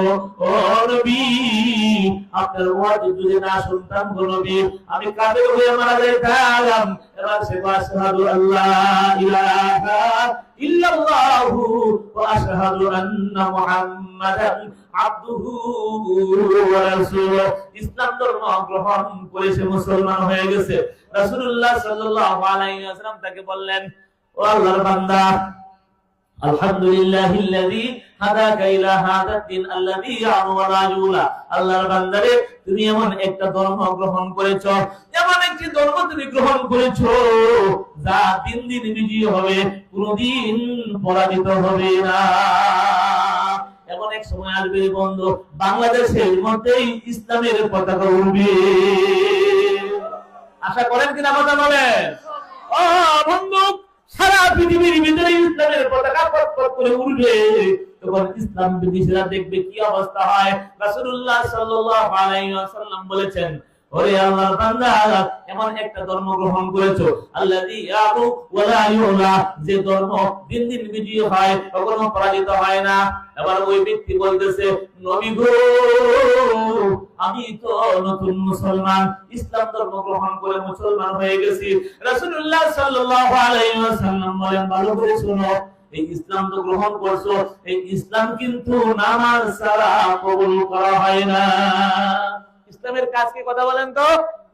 এই কথা বলেন না কেন? কি কাজ? নামাজ পড়তে হবে। রাসূলুল্লাহ সাল্লাল্লাহু আলাইহি ওয়াসাল্লাম বলেছেন নামাজ ছাড়া কিন্তু কাজ হবে না, নামাজ পড়তে হবে। আর নামাজ পড়ার জন্য কোরআন শিখতে হবে। ওই ব্যক্তি গো নবী গো নামাজ কি বুঝি না, নবী গো কোরআন তেলাওয়াত আমি জানি না। রাসূলুল্লাহ সাল্লাল্লাহু আলাইহি ওয়াসাল্লাম তাকে কোরআনে কারীমের দুইটা সূরা শিখাইছেন, একটা হলো আলহামদুলিল্লাহ সূরা আর একটা হলো কুল হুয়াল্লাহু সূরা। কোন সূরা শিখাইছেন? আলহামদুলিল্লাহ সূরা আর কুল হুয়াল্লাহু সূরা শিখাইছেন। সে বলতেছে নবী গো ফামা সামিতু বিল বাসিতি ওয়ালা ফির রাজাজি আহসানা মিন হাযা। নবী কত কবির কবিতা পড়লাম, কত লেখকের লুকুরি পড়লেন নবী গো, এমন চমৎকার সুন্দর আয়াত, এমন চমৎকার সুন্দর পড়ার কোনদিন বই নেই নবী গো। এটা বড় শ্রুতি মধুর, বড়ই মজার। নবী কয়, সাহাবীরে এবার তুমি ইসলাম ধর্ম গ্রহণ করে মুসলমান হয়ে গেছো, ভালো করে শুনো, এটা কোনো কবির কবিতা নয়, হাযা কালাম রাব্বিল আলামিন, এটা হলো আল্লাহর কালাম। যতই শুনবা, যতই পড়বা, ততই মজা লাগে। লাগে কি লাগে না, কথা বলেন। বন্ধু, রাসূলুল্লাহ সাল্লাল্লাহু আলাইহি ওয়াসাল্লাম এবার তাকে বললেন, ভালো করে শুনো, ইদা কারাতা কুল হুয়াল্লাহু আহাদ মাররাতান ওয়াহিদা, তুমি যদি এই ছোট্ট সূরাটা কুল আল্লাহর সূরা একবার মাত্র পড়ো, ফাকা আন্নামা কারাতা সুলুসাল কুরআন, যেন তুমি কুরআনে কারীমের 3 ভাগের 1 ভাগ অর্থাৎ 10 পারা পড়লে যে পরিমাণ নেকি হয়, এই কুল আল্লাহর সূরা একবার পড়লেই এই পরিমাণ নেকি হয়। আল্লাহু আকবার। এবার নবীজি বললেন, যদি 2 বার পড়ো 20 পারার সব পাওয়া যাবে। ওয়াইদা কারাতা কুল হুয়াল্লাহু আহাদ সালাসা মাররাতিন ফাকা আন্নামা কারাতাল কুরআন কুল্লাহু, সমস্ত কুরআন খতম করলে যে পরিমাণ নেকি হয়, এই পরিমাণ নেকি দেওয়া হয় এই কুল আল্লাহর সূরা 3 বার তেলাওয়াত করলে। এবার নবী তাকে বললেন, আচ্ছা তুমি তো আসছিলা আমাকে মারার জন্য নাকি, তুমি সুলাইম গোত্রের লোক, তোমার বাড়িতে অর্থ সম্পদ বলতে কি আছে? সে বলতেছে, নবী গো, আমার এলাকার ভিতরে বলি সুলাইম গোত্রে আমার চাইতে বড় কোনো ফকির নাই, গরিব মানুষ নাই। রাস্তাঘাটে কত অঘটন ঘটায় বন্ধুরে, দেখা গেছে যে সমস্ত বাচ্চার ইতিহাসটাই আর কি, খারাপ কথা বললাম না, এরাই বেশি পটকা পড়ায়, বেশি মানুষের ক্ষতি করে। সঠিক না বেঠিক কথা বলেন ভাই? ও বন্ধু, রাসূলুল্লাহ সাল্লাল্লাহু আলাইহি ওয়াসাল্লাম কিছু বলতেছে, নবী আমার কওমের ভিতরে আমার চাইতে গরিব কোনো মানুষ নাই। ও নবী, আমি সবথেকে গরিব মানুষ, ঘরের ভিতরে খাবার নাই। নবী গো, খাবার না থাকার কারণে স্ত্রী সন্তানের মুখের মধ্যে খাবার দেওয়ার জন্য নবী গো শিকার করতে গিয়েছিলেন, কিছুই পাই নাই। এটা 2 সাপ ধরে নিয়ে আসি, বাড়িতে নিয়ে বাজি করে বউ বাচ্চারা নিয়ে খাবো।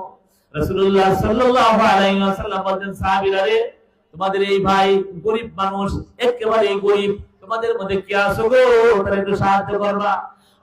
বন্ধু, হাদিসের মধ্যে আছে সাহাবায়ে কেরাম প্রত্যেকেই তার ইতিহাস দেখিয়ে সহযোগিতা করলেন, এই পরিমাণ সাহায্য করছেন। বন্ধুরে, সাহায্য এই পরিমাণ দিলেন, মোটামুটি একটা টিলার মতো হয়ে গেছে। সাহাবায়ে কেরাম যাদের বাড়ি আশপাশে ছিল, প্রত্যেকেই নিজ নিজ বাড়িতে গেলেন সাহায্য আনার জন্য, যা নিয়ে আসেন। মোটামুটি অনেকটি হয়ে গেছে।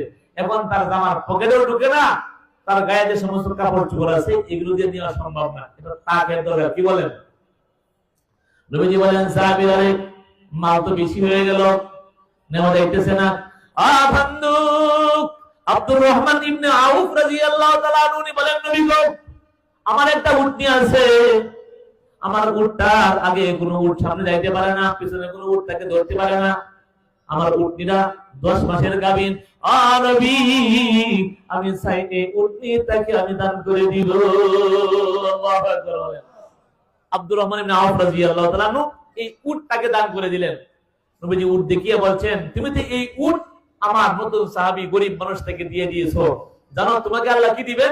আল্লাহ রাব্বুল আলামিন হাসরের ময়দানে আমার সাহাবী আব্দুর রহমান ইবনে আউফকে হীরা, মণিমুক্তা, জওহরাতের এমন এক উট দান করবেন যে উটের উপর আমার সাহাবী আব্দুর রহমান আরোহণ করবে, আর চোখের পলকে সেই উটটাকে জান্নাত পর্যন্ত পৌঁছে দিবে। খুশি না বাজার? বন্ধুরা আমার, আজকে মাদ্রাসার মাহফিল, মাদ্রাসার মধ্যে কি শিক্ষা দেওয়া হয়? কোরআন শিক্ষা দেওয়া হয়। রাসূলুল্লাহ সাল্লাল্লাহু আলাইহি ওয়াসাল্লাম বলেছেন, উতলুবিল ইলমা ফা ইন্নাহু শারফুন ফিদ দুনিয়া ওয়া শারফুন ফিল আখিরাহ। ও দুনিয়াবাসী, তোমরা কোরআন শিখো, ইলম শিখো। এই কোরআন মানুষকে ইহকালেও সম্মানিত করে, পরকালেও সম্মানিত করে। পরে কি করে না, কথা বলেন? আজকে দেখবেন ওদের ময়দানে যে সমস্ত মানুষ আপনাদেরকে সামনে নিয়ে বয়ান করে, বেশি গরিব মানুষের সন্তান মাদ্রাসায় পড়ছে, আল্লাহ রাব্বুল আলামিন তার ইজ্জত সম্মান বাড়ায়া দিয়েছে। কথা বলেন ঠিক না বেঠিক?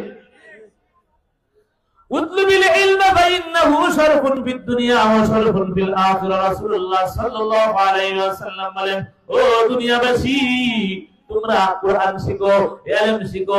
এই ইলম ফাইন্নাহু শরফুন ফিদ দুনিয়া ওয়া শরফুন ফিল আখিরাহ। এই কোরআন মানুষকে ইহকালেও ইজ্জত দেয়, পরকালেও ইজ্জত দান করে। এই কোরআন শিখলে মানুষকে আল্লাহ ইহকালেও ইজ্জত দান করে, পরকালেও আল্লাহ ইজ্জত দান করবেন। দুনিয়ার মধ্যে উলামায়ে কেরামের সম্মানের অভাব নাই। আল্লাহ রাব্বুল আলামিন এত সম্মান দিয়েছেন বলার বাহিরে। বাদশা হারুন রশিদ একবার এক সফরে গেছেন ইরাক শহরের মধ্যে, ইরাকের দেশের মধ্যে একটা শহরের নাম হলো রাকা শহর।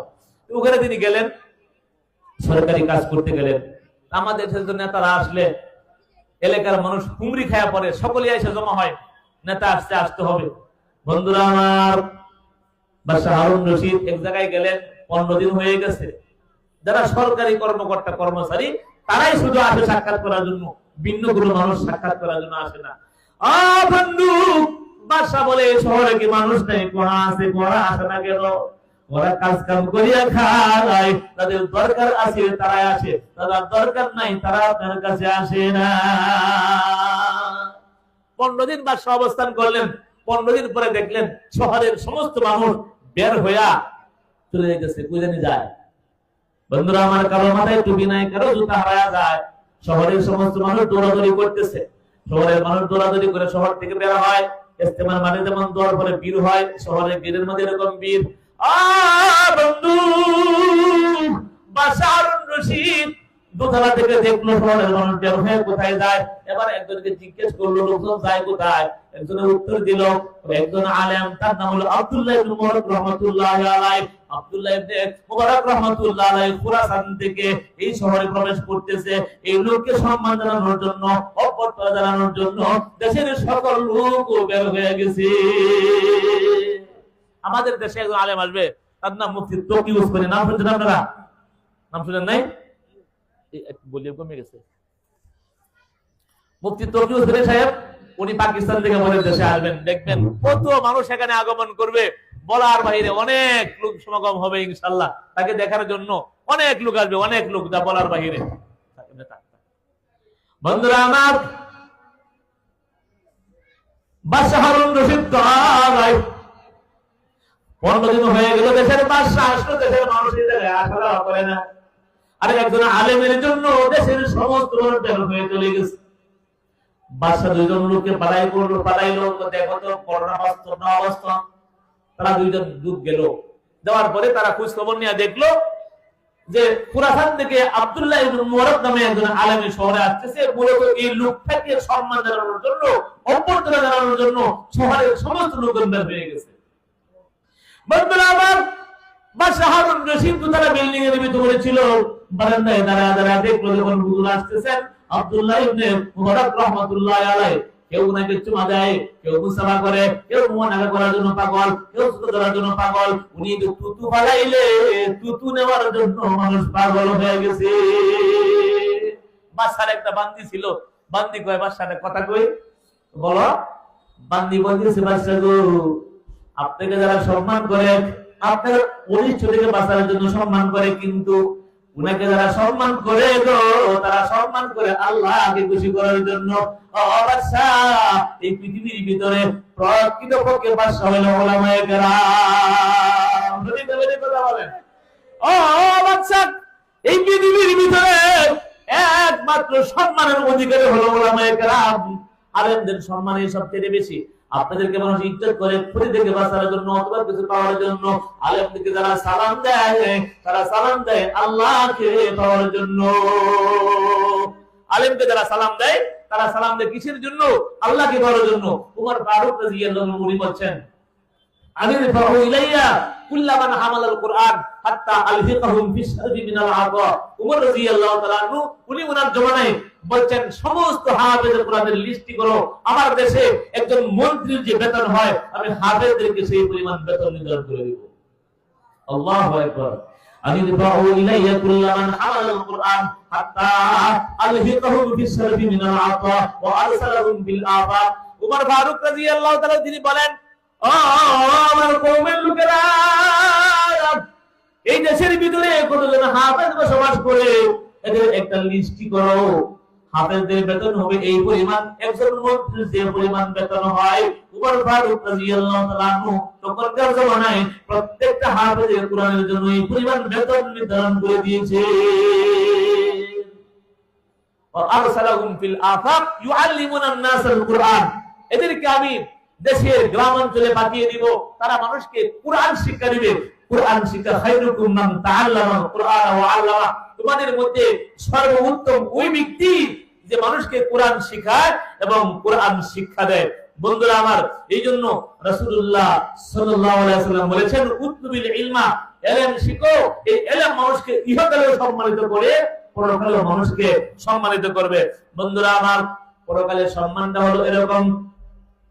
রাসূলুল্লাহ সাল্লাল্লাহু আলাইহি ওয়াসাল্লাম বলেন, অনেকে আছে রিস্কাওয়ালা, অনেকে আছে দিনমজুর, মেলের ওয়ার্কার আছে না, কথা বলেন, কিন্তু তার সন্তান মাদ্রাসায় পড়ালেখা করে। রাসূলুল্লাহ সাল্লাল্লাহু আলাইহি ওয়াসাল্লাম বলেন, মান কারাআল কুরআন ওয়া আমিলা বিমা ফীহি উলবিসা ওয়ালাদাহু তাজাই ইয়াউমাল কিয়ামাহ দাউহু আহসানু মিন দাউইস শামসি। নবীজি বলেন, এই পৃথিবীর ভিতরে অনেক গরিব মানুষ আছে, রিস্কাওয়ালা, দিনমজুর, ব্যান চালায়, কিন্তু তার সন্তান মাদ্রাসায় পড়ালেখা করে। আরে বন্ধু, ব্যান চালাইয়া 5 টাকা 10 টাকা করে জমা করে মাদ্রাসায় জমা দেন। আরে বন্ধু, ব্যান চালাইয়া 20 টাকা 30 টাকা করে জমা করে বাচ্চাদের জন্য কাপড় বানিয়ে দেন, কোরআন কিনে দেন, ফায়দা কি হবে? রাসূলুল্লাহ সাল্লাল্লাহু আলাইহি ওয়াসাল্লাম বলেছেন, যদি আপনার সন্তান হাফেজ হয়ে যায়, আল্লাহ রাব্বুল আলামিন হাসরের ময়দানে আপনার মাথার মধ্যে অসংখ্য অগণিত মানুষের সামনে একটা নূরের টুপি পরায়া দিবেন। বন্ধুরে, নূরের টুপিটা কেমন হবে?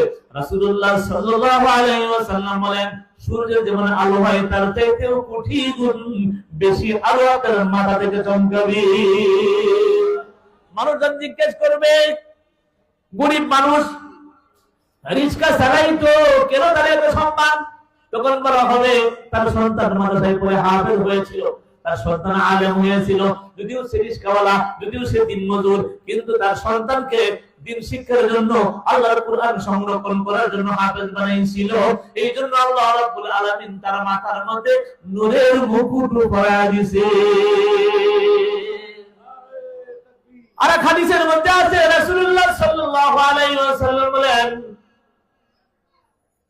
মান কারাআল কুরআন ফাস্তাযহারাহু ফাআহাল্লা হালালাহু ওয়া হারামা হারামাহু আদখালাহু আল্লাহুল জান্নাহ ওয়া শাফাহু বিআশরাতিন মিন আহলি বাইতিহি কুল্লুহুম কাদ ওয়াজাবাত লাহুন নার। বন্ধুরে, রাসূলুল্লাহ সাল্লাল্লাহু আলাইহি ওয়াসাল্লাম বলেন, মান কারাআল কুরআন, যে ব্যক্তি কুরআন তেলাওয়াত করলো, অর্থাৎ হাফেজ হয়ে গেল, ইয়াদ রাখলো, কুরআন কারীম মুখস্থ করে যে ব্যক্তি দুনিয়া থেকে চলে গেল, মারা গেল, রাসূলুল্লাহ সাল্লাল্লাহু আলাইহি ওয়াসাল্লাম বলেন, আদখালাহু আল্লাহুল জান্নাহ, আল্লাহ রাব্বুল আলামিন তাকে জান্নাতে অবশ্যই প্রবেশ করাইবে।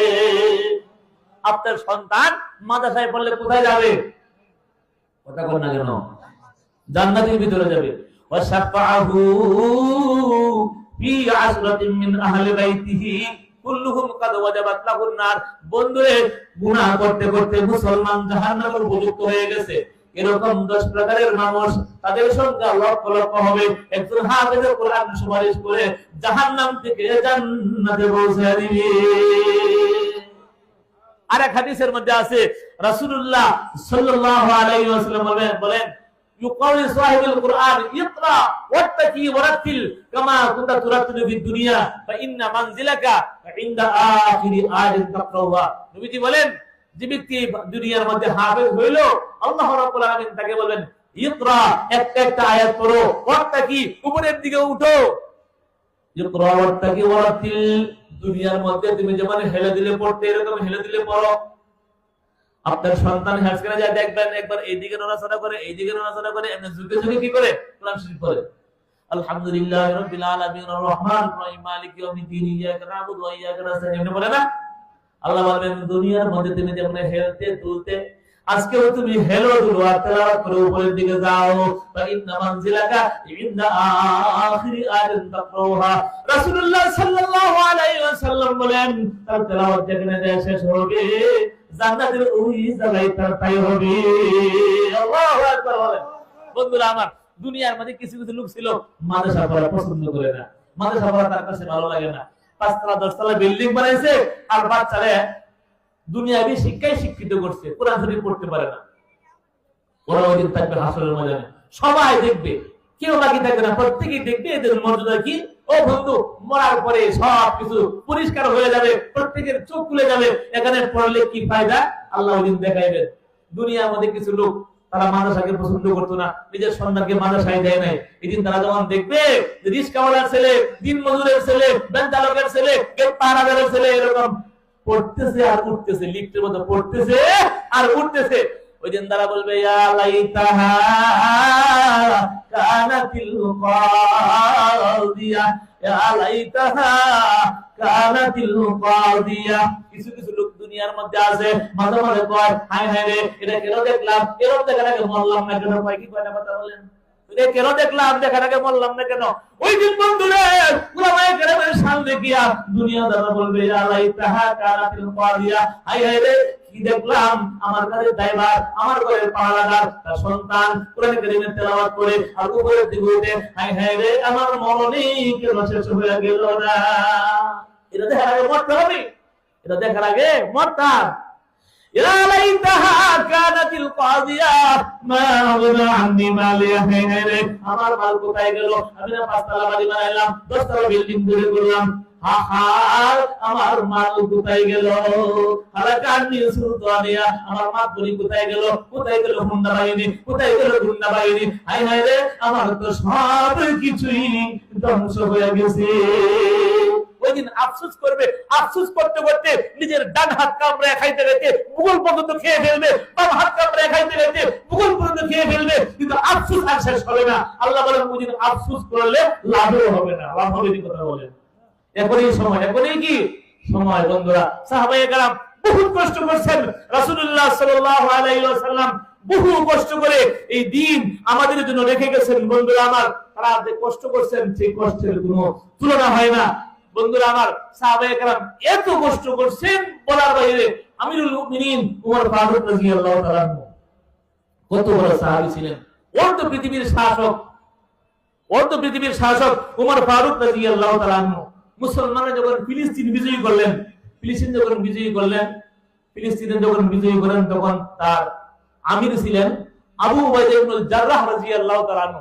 আবু উবাইদা ইবনুল জাররাহ রাদিয়াল্লাহু তাআলা যখন ফিলিস্তিন বিজয়ী করলেন, তখন ফিলিস্তিনের একজন নেতা ছিল, তার নাম সফর ইউনুস।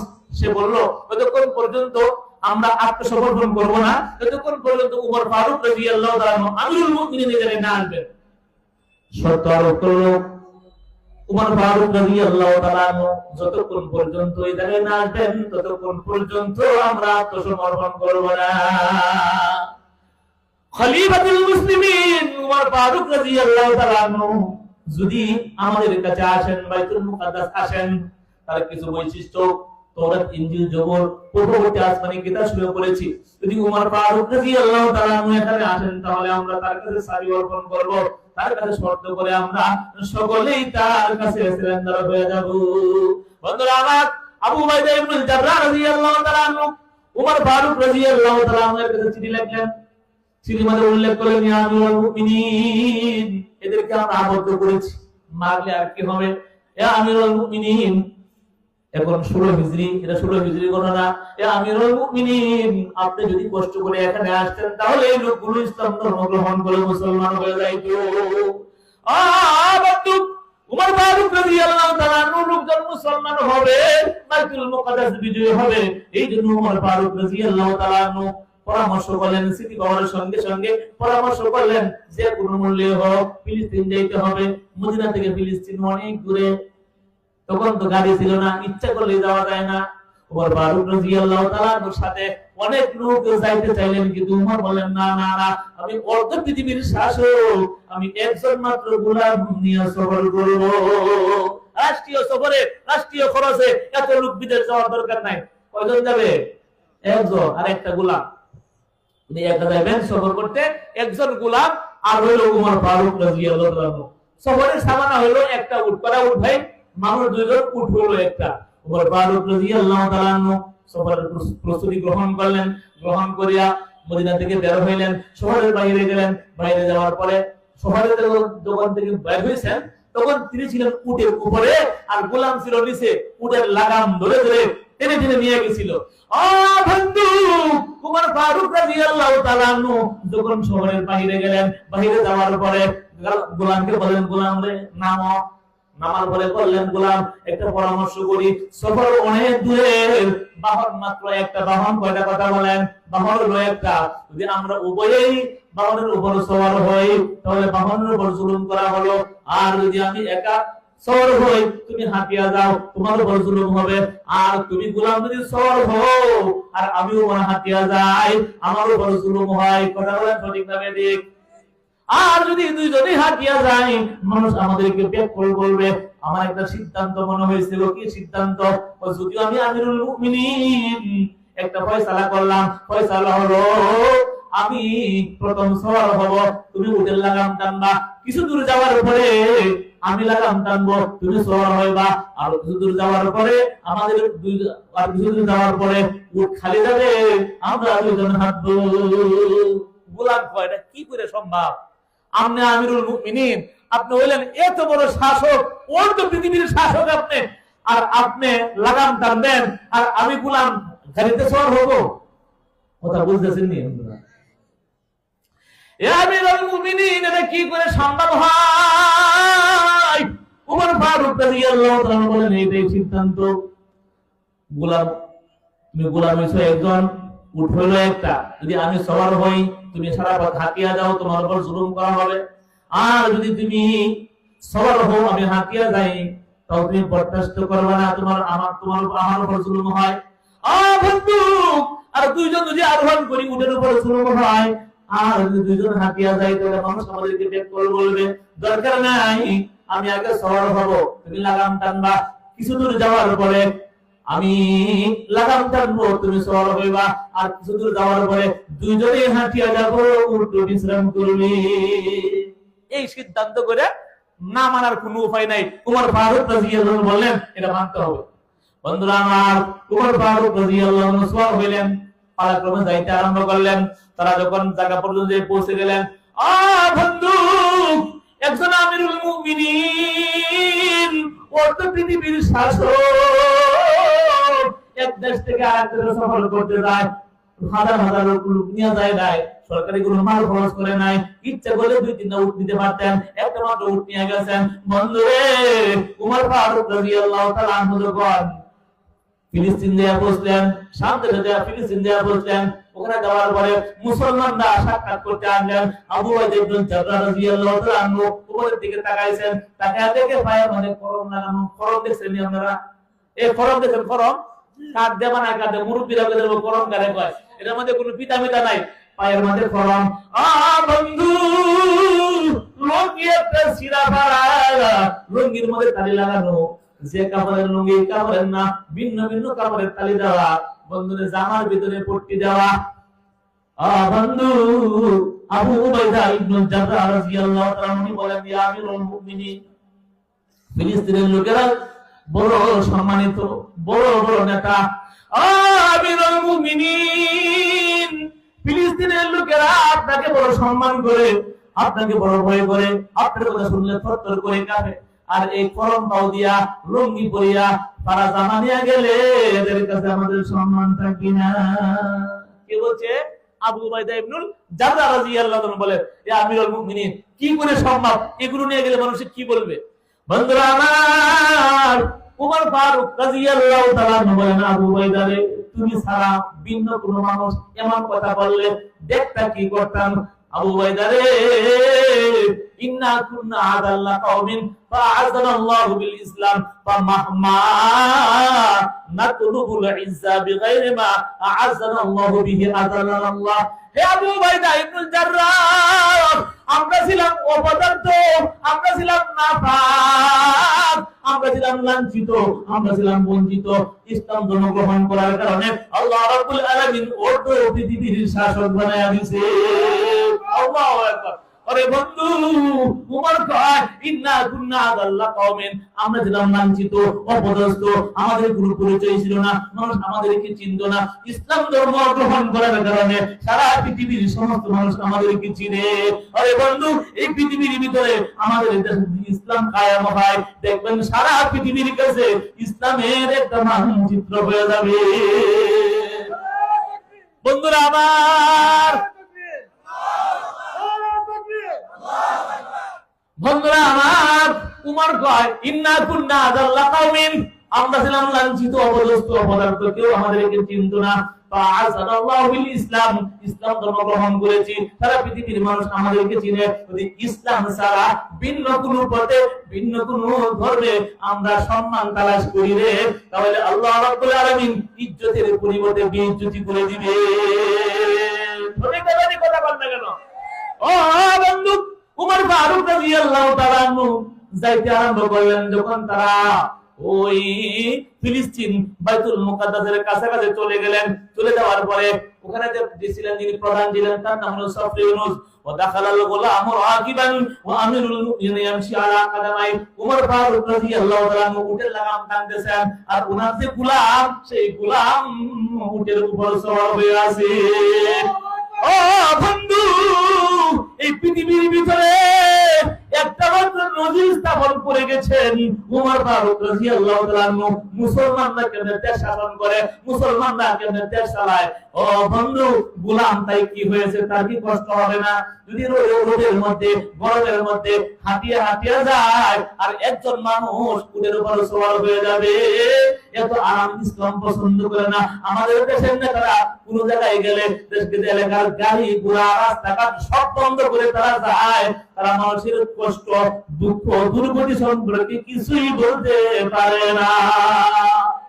কথা বুঝেন নাই? আমাদের দেশের নেতারা যখন কোথাও যায়, রাস্তাঘাট বন্ধ করে আরামে চলে যায়, চেঁচালায়া চলে যায়। এরা আমাদের মানুষের, জনগণের দুঃখ দুর্দশা কি জিনিস কিচ্ছুই বুঝে না, এজন্য উন্নয়নও করে না। ঠিক না বেঠিক কথা বলেন? এদেরকে বাংলা রাস্তা দিয়ে দিলে ওদের দামি দামি গাড়িগুলো চেপ্পর চুপ্পর করতো, তাহলে বুঝতো বাংলা রাস্তা দিয়ে গেলে কি কষ্ট হয়। ঠিক না বেঠিক কথা বলেন? বন্ধু, উমর ফারুক রাদিয়াল্লাহু তাআলা আনহু ও দাখালাল গোলাম রাকিবান, উমর ফারুক রাদিয়াল্লাহু তাআলা আনহু যখন বাইতুল মুকাদ্দাসের কাছাকাছি গেলেন, উমর ছিলেন হাঁটতেছেন, আর গোলাম হইল সওয়ারি। বন্ধুরা আমার, يمشي على قدمي ولما وصلوا صبر الناس ولما وصلوا نظر صبر يونس, তারা যখন বাইতুল মুকাদ্দাসের কাছাকাছি গেল, তাদের যে ধর্মীয় নেতা ছিল খ্রিস্টানদের প্রধান হলো সফর ইউনুস, সে নজর ভালো করে তাকাইছে উমরের দিকে। নজর ইলা ওয়াজহিহি ওয়া সাউবিহি, একবার তাকাইছে চেহারার দিকে, আরেকবার তাকাই তার কাপড়ের দিকে, একবার তাকাই চেহারার দিকে, আরেকবার তাকাই কাপড়ের দিকে। وهو يقود الدابة لغلامه, আর দেখলো উমর ফারুক রাদিয়াল্লাহু তাআলা আনহু, উমর দেখলো উমর ফারুক রাদিয়াল্লাহু তাআলা আনহু গোলামের রশি, উটের রশি টানিয়া টানিয়া আসতেছে, আর গোলাম মালিকের আসনে বসা আছে। গোলাম মালিকের আসনে বসা, আর অর্ধ পৃথিবীর শাসক তিনি হইলেন, গোলাম লাগাম টানতেছে, উটের লাগাম টানতেছে। ফাসাল্লামাহু মাফাতিহাল কুদুস, দেখার পরে চাবিগুলো নিয়া দিয়া দিল। আর জানার দরকার নাই, আপনার মতো লোক যদি আমাদের দেশের বাদশা হয়, তাহলে একটা মানুষের শান্তিতে থাকতে পারবে না। যদি আপনার মতো লোক এই দেশের শাসক হয়, কোন লোক কষ্ট করবে না, আপনার উপর ইনসাফ আছে, সুবিধা আছে, আপনি আদিল, রাজুলুন হাকিমুন আদিলুন। তারা তাদের কিতাবের মধ্যে বলেছে, এই বাইতুল মুকাদ্দাস তিনি দখল করবেন, রাজুলুন হাকিমুন, তিনি একজন শাসক, আদিলুন ইনসাফদার, ইয়াদখুলু মাশিয়ান, তিনি আসবেন হাঁটিয়া, ও গুলামহু রাকিবান, তাদের ধর্মীয় কিতাব আছে, গোলাম আসবে সওয়ার হইয়া, আর আমিরুল মুমিনিন আসবেন হাঁটিয়া। ওয়াফি সাউবিহি, তার কাপড়ে থাকবে 17 লুকাতান, 17টা পট্টি। আল্লাহু আকবার বলেন। কয়টা পট্টি থাকবে? 17টা পট্টি থাকবে। এবার সফরিনুস গন্তে আরম্ভ করলেন, একটা দুইটা করে গন্তাছে, গন্তে গন্তে দেখে 16টা পাইছে। এখন চিন্তা করতেছে, আমাদের কিতাবে বলছি পড়তে থাকবে 17টা, কিন্তু আছে 16টা। উমর ফারুক রাদিয়াল্লাহু তাআলা বুকুল উসা করলেন, দেখো এই যে আরেকটা আবার এখানে আছে। আল্লাহু আকবার বলেন। ও ও বন্ধু, দাওয়াত দেওয়া লাগে না, উমরের আচরণ দেখিয়া তারা ইসলাম ধর্ম গ্রহণ করে মুসলমান হয়ে গেছে।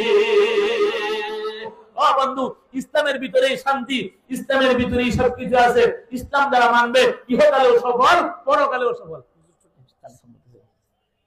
বন্ধুরা আমার, ইসলাম যারা মানবে তারা ইহকালেও সফল, পরকালেও সফল। আরেকটা ঘটনা বলে বিশ্বাস করে দিচ্ছি, হুজুর এক করে চলে আসছেন, এক করে চলে আসবেন হুজুর, অনেক রাত হয়ে গেছে। বন্ধুরা আমার, একদিন দুপুরের সময় রাসূলুল্লাহ সাল্লাল্লাহু আলাইহি ওয়াসাল্লাম বাড়ি থেকে বের হলেন। বের হয়ে গেছেন মসজিদের ভিতরে, যা দেখে একজন লোক বসা আছে। রাসূলুল্লাহ সাল্লাল্লাহু আলাইহি ওয়াসাল্লাম, নবীজি সাল্লাল্লাহু আলাইহি ওয়াসাল্লাম দুপুরের সময় বাড়ি থেকে বের হলেন। বাড়ি থেকে বের হয়ে মসজিদে গেছেন। বন্ধু, যা দেখে ওই জায়গায় একজন লোক বসা আছে, তার নাম আবু বকর সিদ্দিক রাদিয়াল্লাহু তাআলা আনহু। নবীজি বলেন, আবু বকর কেন আসছো এখানে? ও কেন আসছো? নবী গো, আপনি যে কারণে আসছেন আমিও সেই কারণে আসছি। তোমার কি কারণ? নবী, ক্ষুধার কারণে বাড়িতে বসে থাকতে পারি না। নবী গো, ক্ষুধায় অস্থির, তাই চিন্তা করলাম মসজিদে যাই, ওখানে যাওয়ার পরে হয়তো আমার পেটের ক্ষুধা নিবারণ হতে পারে। বন্ধু, জিকির করলে, তেলাওয়াত করলে ক্ষুধা নিবারণ হয়। এই জন্য আবু বকর সিদ্দিক রাদিয়াল্লাহু তাআলা আনহু বাড়ি থেকে বের হয়ে দুপুরের সময় মসজিদে চলে গেছেন। রাসূলুল্লাহ সাল্লাল্লাহু আলাইহি ওয়াসাল্লাম গেছেন। রাসূল যখন গেছেন, আবু বকর বলেন, নবী গো, আপনি যে কারণে আসছেন আমি আবু বকর সেই কারণে বাড়ি থেকে বের হয়ে আসি। দুজনে মিলে আলোচনা করতেছেন। ইতিমধ্যে আসছে হইল হযরত উমর। উমর আগে সালাম দিলেন। রাসূল বলেন, আপনি কেন আসছেন দুপুরের সময়? এখন তো নামাজের সময় না। উমর বলেন, নবী গো, আপনারা দুজন যে কারণে আসেন আমি উমর সেই কারণে আসি। কারণ কি? নবী, পেটের ভিতরে পাথর বেঁধে রেখেছি। নবী গো, আপনার ধর্ম গ্রহণ করেছি। নবী, দিনের কাজ করি, পেটের ভিতরে ভাত নাই। নবী গো, আপনার কাছে শুনেছি ক্ষুধার্ত অবস্থায় মসজিদ পর্যন্ত আসলে ক্ষুধা নিবারণ হয়। নবী গো, এই জন্য আল্লাহর বান্দা যেহেতু আল্লাহর ঘরে আসে হাজিরা দিলাম। তিনজনে মিলে আলোচনা করতেছেন। ইতিমধ্যে নবীজির মাথায় একটা বুদ্ধি আসছে। নবীজি বলতেছে, এই যে পাশে আমার সাহাবী আবুল হাইসাম আনসারীর বাড়ি, তোমাদের কি এই পরিমাণ শক্তি আছে আমার সঙ্গে হাঁটিয়া হাঁটিয়া আবুল হাইসাম আনসারীর বাড়ি পর্যন্ত যাইতে পারবা? বলতে পারবো ইনশাআল্লাহ। বন্ধুরা আমার, তিনজন মিলিয়ে হাঁটতে আরম্ভ করলেন। আবুল হাইসাম আনসারী রাদিয়াল্লাহু তাআলার বাড়িতে গেলেন। রাসূলুল্লাহ সাল্লাল্লাহু আলাইহি ওয়াসাল্লাম বাড়ির কাছে গেলেন। আদব হলো পুরো বাড়িতে যাওয়ার পরে ডাক দেওয়া, আগে সালাম দেওয়া, আসসালামু আলাইকুম, আসেন নাকি বাড়িতে? ডাক দিলেন, সালাম দিলেন, কোন সালাম নাই। আসসালামু আলাইকুম একবার, দুইবার, তিনবার সালাম দিলেন। বন্ধুরে, আর আবুল হাইসাম আনসারী রাদিয়াল্লাহু তাআলা এর স্ত্রী তাসকাউল কালাম মিন ওয়ারাইল বাব, দরজার আড়ালে তাকিয়ে তাকিয়ে রাসূলের সালাম শুনে আর মুস্কি মুস্কি হাসে, কিন্তু কোনো উত্তর দেয় না। মুস্কি মুস্কি হাসে, ও আরো বেশি করে দেব, আরো বেশি করে দেব, আরো বেশি করে দেব। নবীজির সালাম, গরিবের বাড়িতে বরকতময় সালাম, আরো বেশি করে দেব। তিনবার বলার পরে রাসূলুল্লাহ সাল্লাল্লাহু আলাইহি ওয়াসাল্লাম বাড়ি থেকে চলে যাইতেছেন। মহিলা ডাক দেয়া, ইয়া রাসূলুল্লাহ, সামিতু কালামাক, নবী গো, আপনার কথা শুনেছি, কিন্তু চাইছিলাম আপনার জন্য আরো বেশি বেশি সালাম দেন। নবী গো, এরকম সৌভাগ্য আর কারো হয় না যে নবীর পক্ষ থেকে বাড়িতে সালাম করে। নবী, আমি বেয়াদবি মাফ করবেন, আমি চেয়েছিলাম যেন আপনি বেশি বেশি করে সালাম দেন। বন্ধুরা আমার, রাসূল বলেন, খায়ের, আচ্ছা ভালো করে, তোমার স্বামী কোথায় গেল? স্বামী কই? তখন সে বলতেছে, নবী গো, আমাদের বাড়িতে পানি আনার জন্য ও পাশের এলাকায় গেছেন, এগুলো চলে আসবেন, বসেন। এটা চট বিছাই দিল, খেজুর পাতার চাটাই বিছাই দিল। রাসূলুল্লাহ সাল্লাল্লাহু আলাইহি ওয়াসাল্লাম খেজুর পাতার চাটাইয়ের মধ্যে বসলেন। আরে ভাই, আখিরি নামদার তাজুল মদিনা মুহাম্মদ